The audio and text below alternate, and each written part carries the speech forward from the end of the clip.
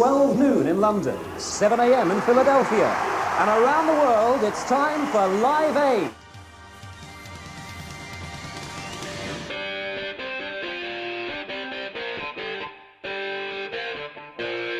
At the time, I remembered it for the concert because it was all that anybody was talking about. I do remember quite a lot about that time actually, because I was 9 going 10.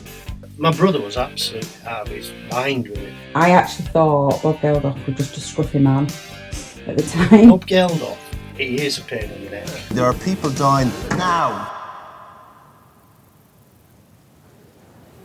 Every night on the 6 o'clock news, it would be the headline of what was going on in Ethiopia at the time.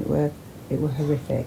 They were starving. They were dying in front of us on the TV. And I remember watching it and thinking there were children the same age as me going through this horrific ordeal. እንደውም ጋቨርንመንታችን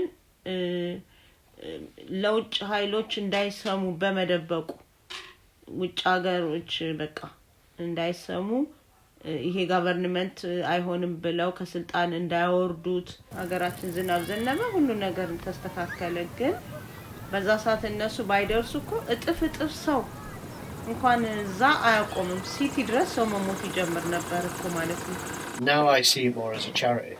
Now I see it more as what it was, and Bob Geldof was there to make it that. ብዙ ነገር ብቻ ህክምናን በማድረግ ብዙ ሰው ሴቭ አድርጓል በጣም ብዙ